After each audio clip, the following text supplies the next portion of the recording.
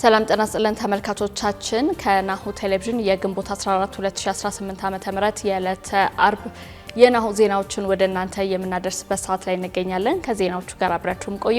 ረዲት ጌታቸው ነኝ። አብራችሁን ቆዩ።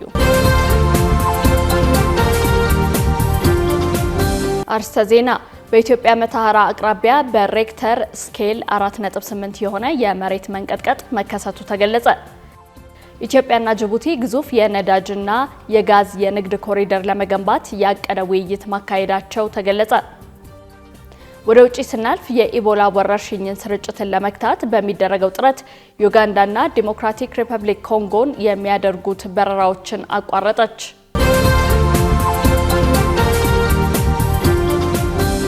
ወደ ቀዳሚ ዜናችን እንለፍ። ኢትዮጵያና ጅቡቲ ግዙፍ የነዳጅና የጋዝ የንግድ ኮሪደር ለመገንባት ያቀደ ውይይት ማካሄዳቸው ተገለጸ።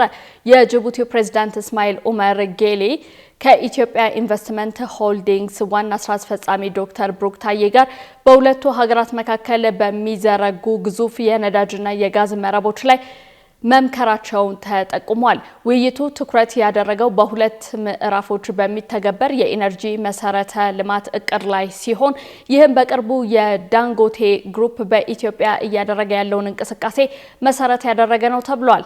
እቅዱ በኢትዮጵያና በጅቡቲ መካከል ያለውን ስልታዊ የኢነርጂ ሎጂስቲክስና የወጪ ንግድ አቅም ለማጠናከር ያለመ እንደሆነም ተመላክቷል። በቀረበው ማዕቀፍ መሰረት ፕሮጀክቱ በሁለት ዋና ምዕራፎች የሚተገበር ሲሆን በመጀመሪያው ምዕራፍ የተቀነባበሩ የነዳጅ ውጤቶችን ከጅቡቲ ወደብ ወደ ኢትዮጵያ የውስጥ ለውስጥ የሎጂስቲክስ ማዕከል ወደ ሆነችው ዳወሌ የሚያጓጉዝ የቧንቧ መስመር ግንባታ ይከናወናል ነው የተባለው። እንዲሁም በሁለተኛው ምዕራፍ ደግሞ በሶማሌ ክልል ከሚገኙ የምርት መስኮች የሚወጣውን የኢትዮጵያ የተፈጥሮ ጋዝና ድፍድፍ ነዳጅ በጅቡቲ በኩል ለዓለም አቀፍ ገበያ ለማቅረብ የሚያስችሉ የተለያዩ የቧንቧ መስመሮችን የመዘርጋት ስራ ይከናወናል ተብሏል። ፕሬዝዳንት እስማኤል ኡመር ጌሌ ለቀረበው የፕሮጀክት እቅድ አዎንታዊ ምላሽ የሰጡ ሲሆን ሁለቱ ሀገራት አዲስ ስልታዊ አጋርነት ለመመስረት በሚያስችሉ ጉዳዮች ላይ መስማማታቸው ታውቋል። የፍቺ መጠን ካለፈው ዓመት ጋር ሲነጻጸር ከ90 በመቶ በላይ ጭማሪ ማሳየቱ ተገለጸ። በአዲስ አበባ ከተማ ፍቺ የሚፈጽሙ ባለትዳሮች ብዛት ካለፈው ዓመት ተመሳሳይ ወቅት ጋር ሲነጻጸር ከ90 በመቶ በላይ ብልጫ ማሳየቱን የአዲስ አበባ ከተማ አስተዳደር የሲቪል ምዝገባና የነዋሪነት አገልግሎት ኤጀንሲ አስታውቋል። ኤጀንሲው በተያዘው በጀት ዓመት 9 ወራት ብቻ 3340 ፍቺዎች መመዝገባቸውን ይፋ አድርጓል። በጥቅሉ የጋብቻም ሆነ የፍቺ ምዝገባዎች ካለፈው ዓመት ጋር ሲነጻጸሩ ጭማሪ አሳይቷል ተብሏል። የሲቪል ምዝገባና የነዋሪነት አገልግሎት ኤጀንሲ ምክትል ዋና ዳይሬክተር አቶ ጥጋቡ ሹመይ በበጀት ዓመቱ 9 ወራት ውስጥ 8315 ጋብቻዎች ተፈጽመዋል ብለዋል። የዚህ ዓመቱ የተጋቢዎች ቁጥር ካለፈው ዓመት ጋር ሲነጻጸር የ16 በመቶ ጭማሪ ማሳየቱን ተናግረዋል። የሚፋቱ ባለትዳሮች ቁጥርም በከፍተኛ ሁኔታ ማሻቀቡ የተገለጸ ሲሆን የተጠቀሰው አሃዝ በወሳኝ ኩነት በኩል ያልተከናወኑ ፍቺዎችን እንደማይጨምር የኤጀንሲው ምክትል ዋና ዳይሬክተር ተናግረዋል። ለፍቺ ምዝገባ ቁጥር መጨመር እንደ ምክንያት ከተጠቀሱት መካከል የኤጀንሲው የአገልግሎት አሰጣጥ መዘመን ይገኝበታል ብሏል።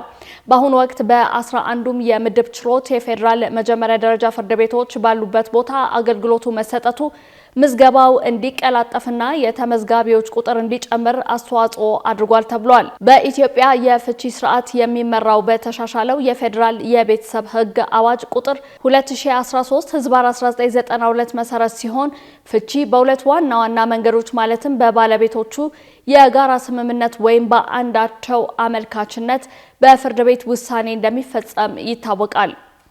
በኢትዮጵያ መተሐራ አቅራቢያ በሬክተር ስኬል 4.8 የሆነ የመሬት መንቀጥቀጥ መከሰቱ ተገለጸ። በኦሮሚያ ክልል መተሐራ ከተማ አቅራቢያ 26 ኪሎ ሜትር ርቀት ላይ ዛሬ አርብ ግንቦት 14 ቀን 2018 ዓ.ም ንጋት ላይ ከ10 ሰዓት ከ46 ደቂቃ ሰዓት በሬክተር ስኬል 4.8 የተመዘገበ ጠንካራ የመሬት መንቀጥቀጥ መከሰቱን ቮልካኖ ዲስከቨሪ ዘግቧል። የርዕደ መሬቱ ጥልቀት በውል ባይታወቅም ጥልቀት የሌለው መሆኑ የተገመተ ሲሆን የመሬት መንቀጥቀጡ ማዕከል በሆነበት አካባቢ ባሉ ነዋሪዎች ዘንድ በደንብ መታወቁ ተገልጿል።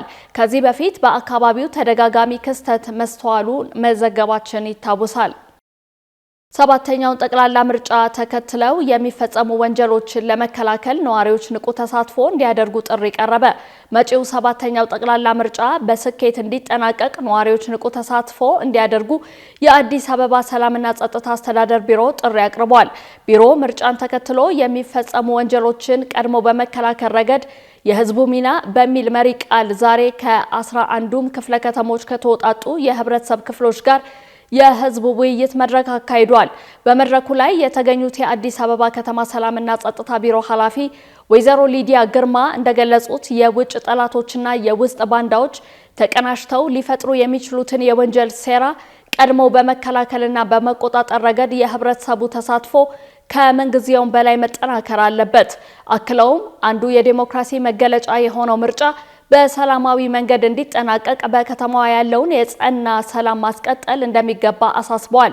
ባለፉት 5 ተከታታይ ዓመታት በከተማዋ ለተመዘገቡት ሁለንተናዊ ስኬቶች የነዋሪዎች አስተዋጽኦ የማይተካ መሆኑን የጠቀሱት ኃላፊዋ በመጪው የምርጫ ወቅትም ነዋሪዎች የጸጥታ አካላትን በመደገፍ የተለመደ አጋርነታቸውን እንዲያሳዩ ጥሪ አቅርበዋል ሲል የአዲስ አበባ ከተማ ሰላምና ጸጥታ አስተዳደር ቢሮ ገልጿል። የአዲስ አበባ ፖሊስ ጠቅላይ መምሪያ ዋና አዛዥ ሌተናል ጀነራል አስራት ደኔሮ በበኩላቸው ለጸጥታና ለደህንነት ስራ ትልቁ አቅም ህዝብ መሆኑን አስገንዝበዋል። ነዋሪው በየአካባቢው ያለውን የጸጥታ ሁኔታ በትኩረት በመከታተልና የወንጀል ድርጊት ሲያጋጥም ለጸጥታ አካላት መረጃ በማድረስ የከተማዋን ሰላም የማረጋገጥ ድርሻውን ሊወጣ እንደሚገባ አሳስበዋል። የሬሜዲያል ፈተና መስጫ ቀን መራዘሙ የትምህርት ምዘናና ፈተናዎች አገልግሎት አስታወቀ። ከግንቦት 17 እስከ 20 ቀን 2018 ዓ.ም ሊሰጥ ፕሮግራም ወጥቶለት የነበረው የሬሜዲያል የአቅም ማሻሻያ ፈተና ከግንቦት 27 እስከ ሰኔ 3 ቀን 2018 ዓ.ም እንዲሰጥ ተራዝሟል ተብሏል።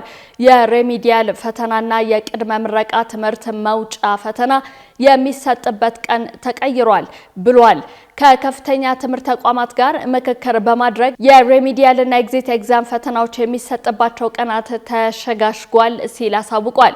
በዚህም የሬሜዲያል ፈተና ከግንቦት 27 እስከ ሰኔ 3 ቀን 2018 ዓ.ም የቅድመ ምረቃ መውጫ ፈተና ደግሞ ከሰኔ 4 እስከ ሰኔ 12 ቀን 2018 ዓ.ም እንደሚሰጥ ገልጿል።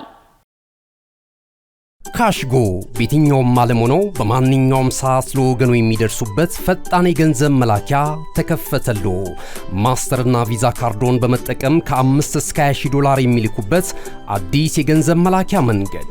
ካሽጎን ለየት የሚያደርገው የትኛውም የገንዘብ ዝውውር በፍጥነት አገልግሎት ከመስጠቱም ባሻገር ለማንኛውም አገልግሎት ምንም አይነት ክፍያ አለመጠየቁ ነው።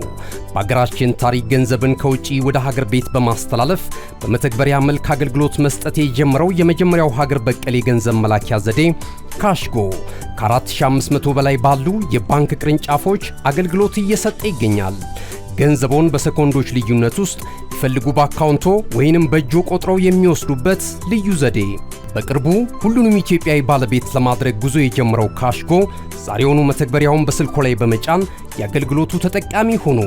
ፍጥነት መለያችን፣ ኢትዮጵያን መክፈቻችን፣ ካሽጎ ነው መላኪያችን።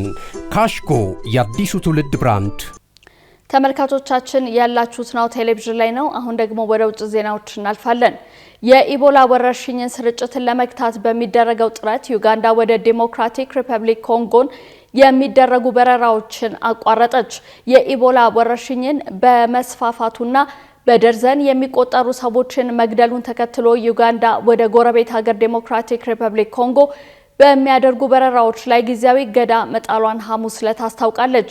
የኡጋንዳ ጤና ጥበቃ ሚኒስቴር ቋሚ ጸሐፊ በካምፓላ በሰጡት መግለጫ እንዳስታወቁት በኡጋንዳ ምክትል ፕሬዝዳንት የሚመራው ብሔራዊ ግብረ ኃይል ወደ ዲሞክራቲክ ሪፐብሊክ ኮንጎ የሚደረጉ በረራዎች ሙሉ በሙሉ እንዲቋረጡ መወሰኑን አስታውቋል።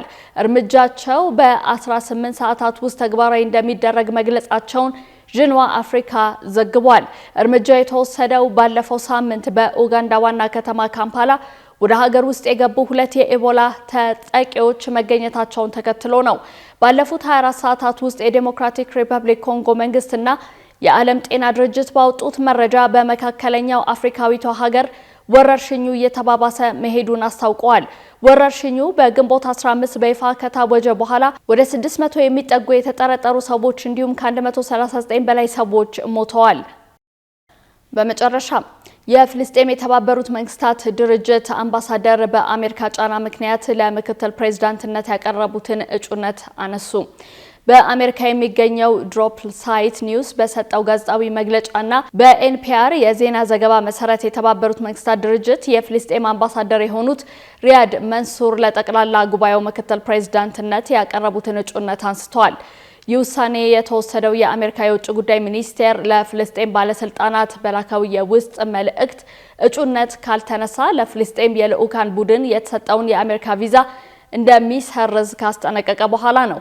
አሜሪካ የመንሱር እጩነት ውጥረትን እንደሚቀሰቅስና የፕሬዝዳንት ዶናልድ ትራምፕን የጋዛ የሰላም እቅድ እንደሚያደናቅፍ ገልጻለች። በዚህ ምክንያት የፍልስጤም ልዑካን ቡድን ለሚቀጥሉት 2 ዓመታት ከውድድሩ እንደሚታቀብ ያስታወቀ ሲሆን በእሳቸው ምትክ የሊባኖስ አምባሳደር ቦታውን እንደሚረከቡ ተገልጿል።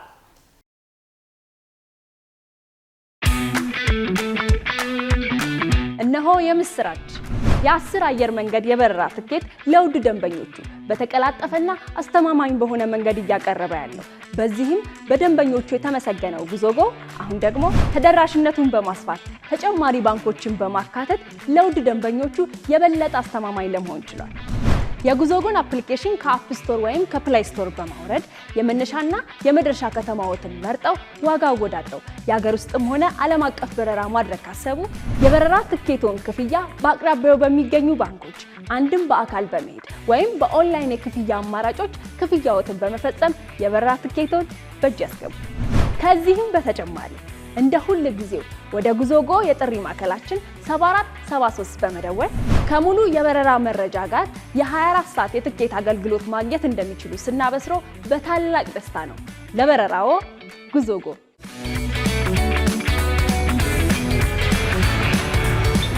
ተመልካቾቻችን ዜናዎቻችን እነዚህን ይመስሉ ነበር። ከዜናዎቹ ጋር አብራችሁ የቆየሁት ረዴት ጌታቸው ነኝ። ጤና ይስጥልኝ።